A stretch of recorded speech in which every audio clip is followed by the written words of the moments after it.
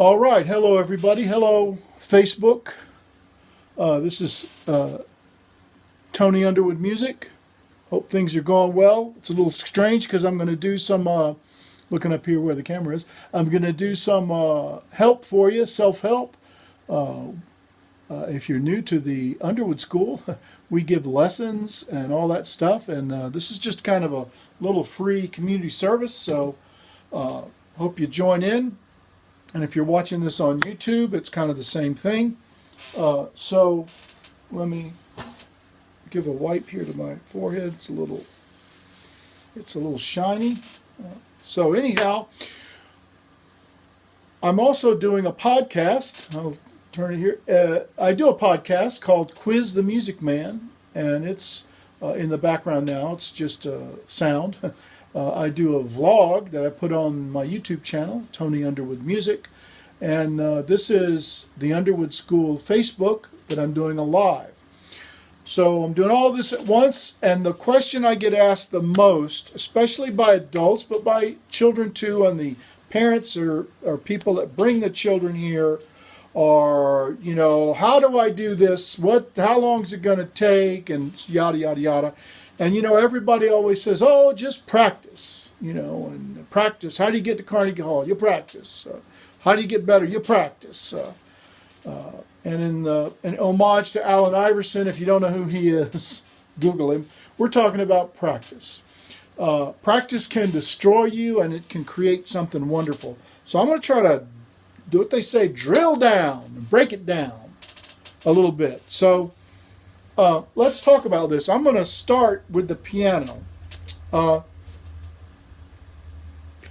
And it looks a little messy because I do a lot of different things. I got Pooh Bear here with me. Let me get some blank paper because I want to make this a little bit good for you.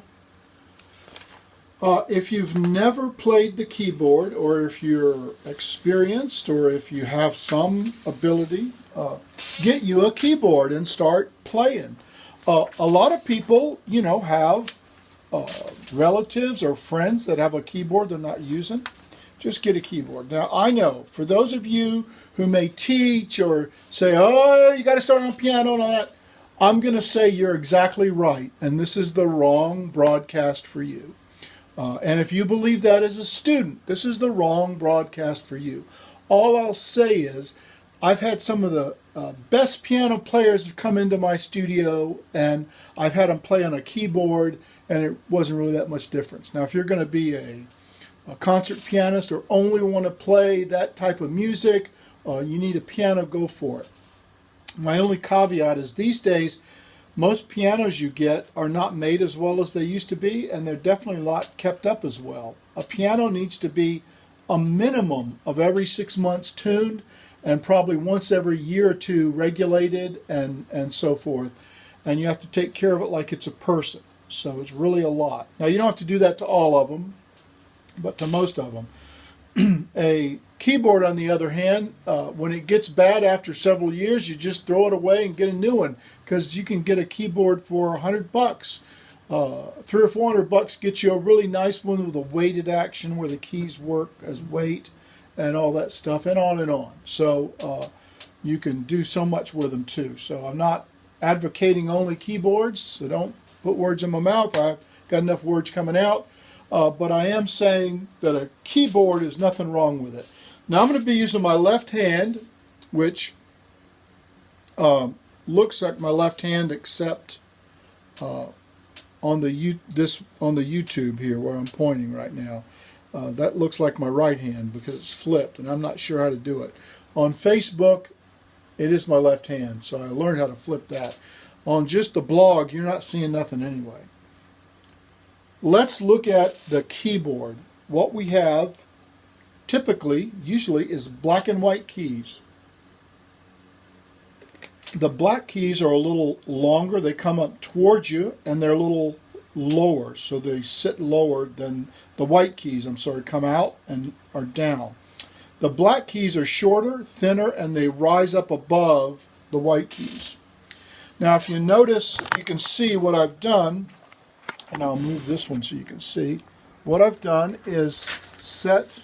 Pooh Bear's gone. We're losing Pooh Bear. Come on, Pooh Bear. What I've done is put these pieces of paper so you can see. Let me just make sure you can see. Yeah, you see what he got. You've got your scale. So if you can't see that back there. Let's see how we do in there. There we go. Now you can see it. And hopefully you can see it. Yeah, you know what? I'm going to turn this sucker around. So hold on a minute. Sorry about that, folks. Well, I'm not going to turn it around while it's running. Anyway, there you go. So C, D, E, F, G, A, B, and then it repeats all up and down the keyboard. And these are sharps and flats. So these notes, this is in between it. So it's higher than this note, which you would call that a sharp. This is lower than this note, which is a flat. Now, technically, a sharp is the next key to the right, whether it's black or white. And in fact, you see that right here, these two keys don't have a black key in between. They're that same interval, which is the amount of pitch we call a half step. Now, if I move this up, you'd see it happens again, B to C. Everything else is a whole step in between the white keys.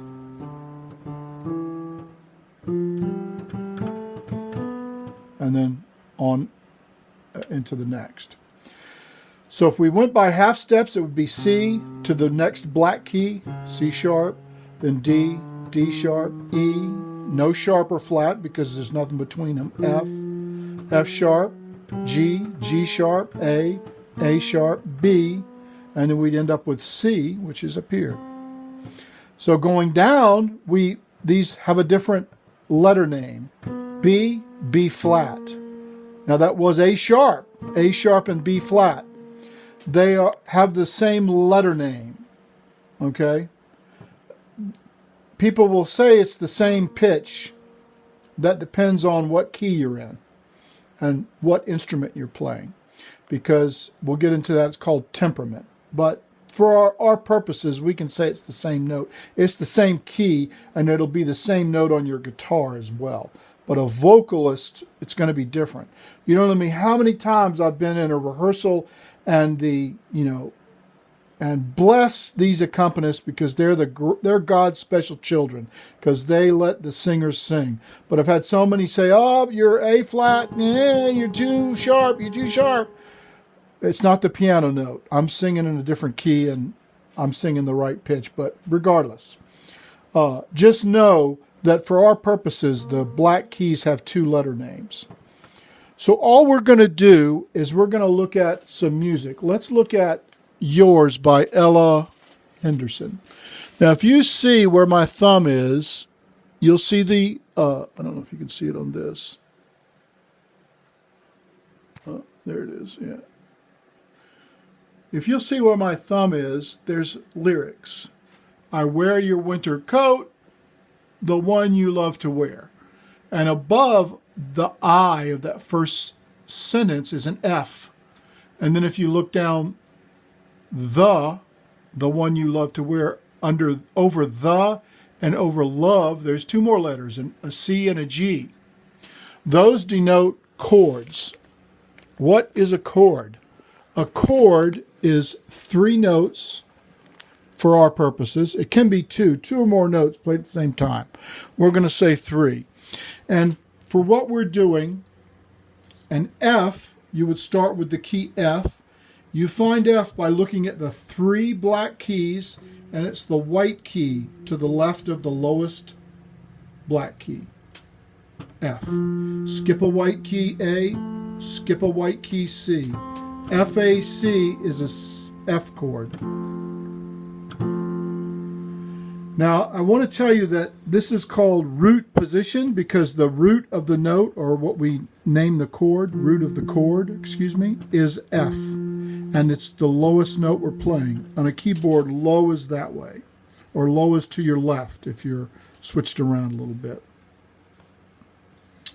So F, A, C. I kind of pushed the paper aside to give us a C. We don't have to play that C. We can play this C. It does sound different. Technically, there's a difference. This is called an inversion. But for what we're doing, it's fine. We can also move the A down. Let me move this paper. I don't want to kill you. So we're playing F, A, on the bottom, C. But you see that they sound different, okay? And for what we're doing, you can just do what you want to do and play them in any orientation as long as you play those notes. And if you start with F, skip a key, A, skip a key, C. Now this works for some chord charts. If it's in the key of C or A minor. And this happens to be in the key of C. And I know that because it has a C, an F, and a G. And in this key, you're going to have C, F, G. Those are the 1, 4, 5 chords. Now, some of the chords will have a little M by them, or the whole house of cards is going. Some of them will have a little M. You see where my thumb is? If you follow along a little bit, you'll see an A with an M.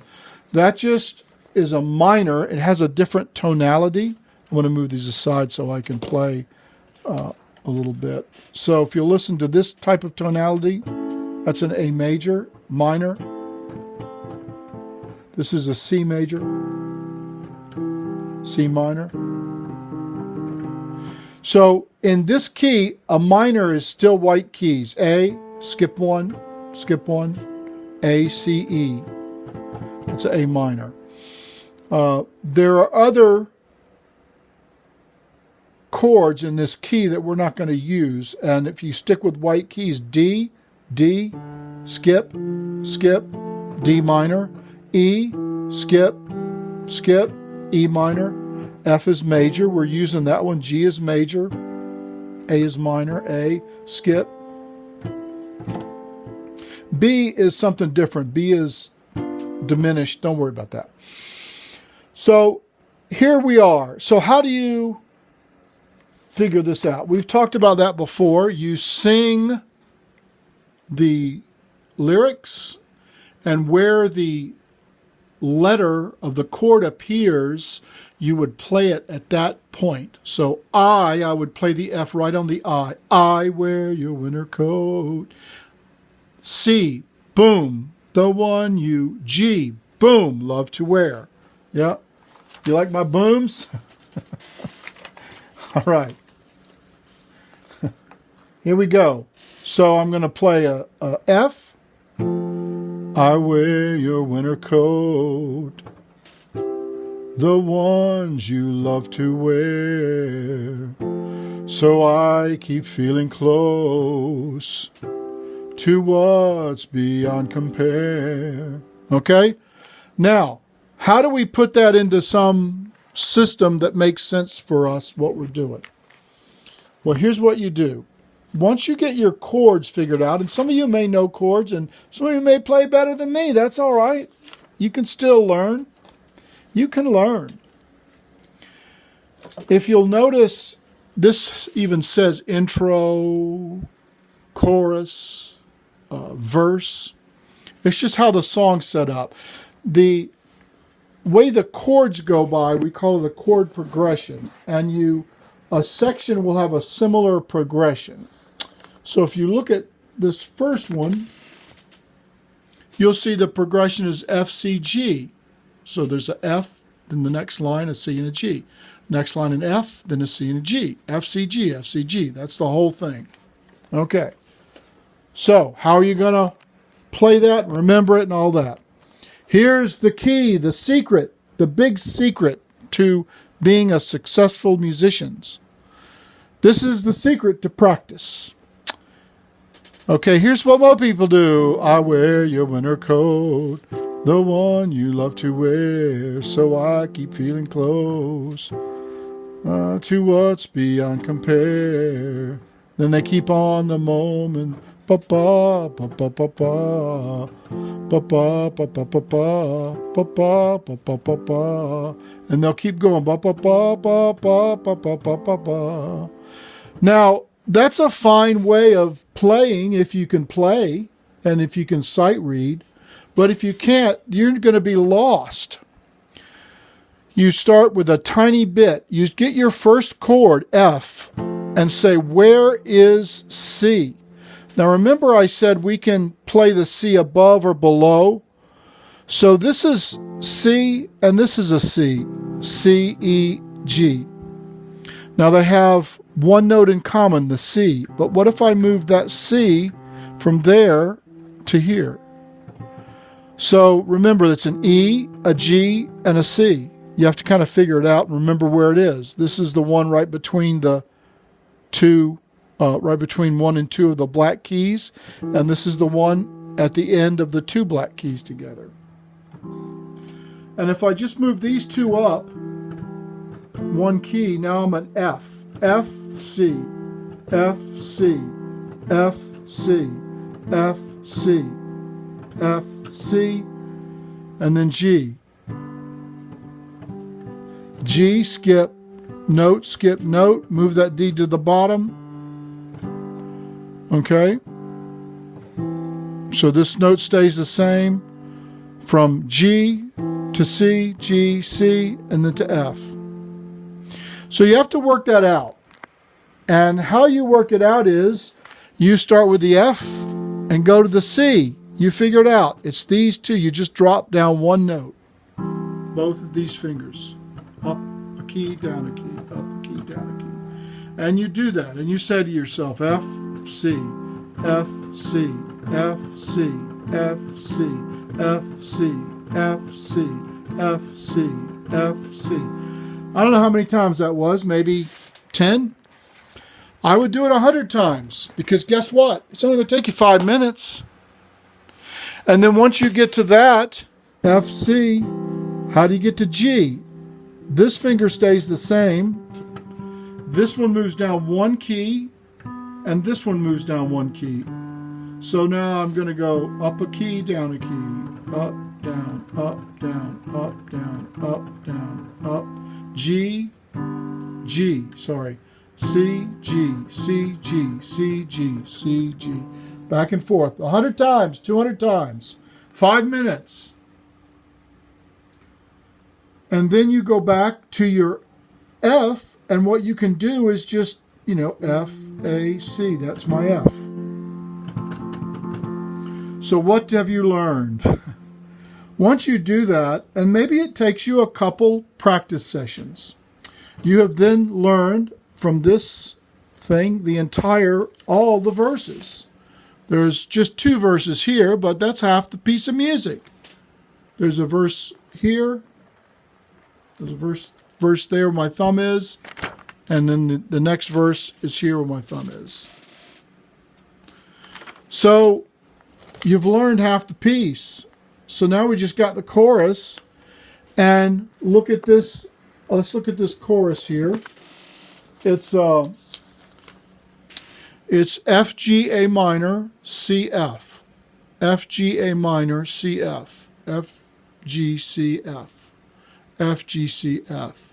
F, G, C, A minor, F, G, C. So you've got a lot of repetition.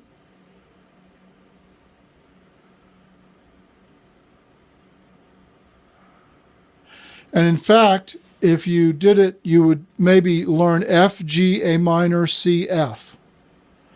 F, G, A minor, C, F. F, G, A minor. Sorry, did I say C minor? F, G, A minor, C, F. F, G, A minor, C, F. And then the next one is F, G, C, F, F, G, C, F, F, G, C, A minor, F, G, C. So it's a lot of repetition. And you would start doing that same thing. Let me get too many papers up here. Got a lot of stuff. I'm definitely I'm a hoarder now, but I'm what do they call it? I'm a hoarder, but I'm a functional hoarder, so I'm able to function. So once you learn those two things, and it might take you 2 weeks, well, now you have a whole song, and you can play that sucker. You can play the heck out of that sucker. I wear your winter coat, the one you love to wear, so I keep feeling close to what's beyond compare. The moments waking up, you catch me in your eyes, the beauty on my pillow that holds me in the night. And I will find my strength to untape my mouth when I used to be afraid of the words. But with you I've learned just to let it out. Now my heart is ready to burst. So if you look at that, I just realized that beginning of that chorus, you just move up, right up the scale. So move up a note with each finger. And then your middle finger's on a C, so when it's time for that, you just remember to put your pinky there, skip, skip. All right? And you can practice keeping your fingers where you can just go and hit those same notes, or you can just work it out.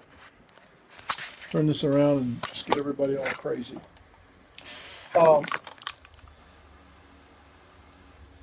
There we go. So that's a kind of condensed version, of how you would learn that. But the whole deal is that repetition. And I'm going to tell you, I've studied this, and I'm not a brilliant instrumentalist, but I've studied this and I've seen what people do. Most people at like a concert level, or like a really good college player that's a piano performance major and above, they all talk about how they learn, but I've watched them, and I've always seen, first of all, they have a log. And if you look at their practice log, they'll say, they might, if this was a brilliant piece of music, they might say something like, the measures are numbered. They would say, might be, I wear your winter coat, might be one measure.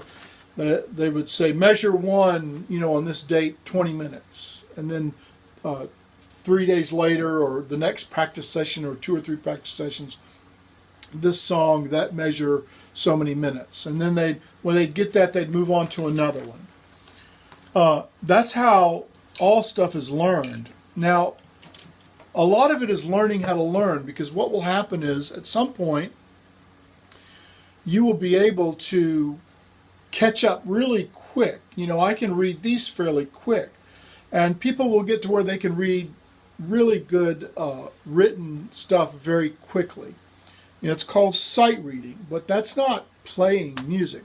Because listen, all of this stuff I did, everything, that's like if you were to go get, if you know what a paint by numbers is, or a coloring book. Everything's outlined. It'll even tell you what color to use, and you just do that in. Now, there's nothing wrong with that, and that can produce brilliant art. There's actually a gentleman who uses an old Microsoft Paint program on an old DOS computer from the ancient times. I think it still runs DOS. I'm not sure. And it's crazy. You should Google him, man that paints with MS Paint or whatever. And I think he's in Japan. I think he's in that country. And he found he could take a graph on the, it's either Paint or Excel. And he makes a graph and makes the picture of the graph and then colors it in just with the computer. And he prints these out, and he actually takes an X-Acto knife, cuts them out, and puts them in this big picture. And they're absolutely beautiful. He started to have shows and galleries. So you can make art out of that. But see, he took that next step, and that's what art is all about. This is about the putting in the work and just doing this stuff over and over again. And it's not a lot, to be honest.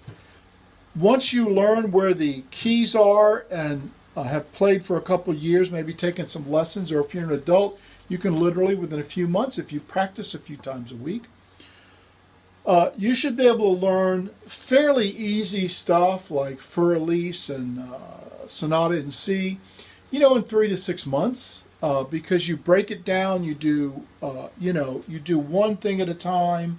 You don't just go on and on. So, what is that? There we go.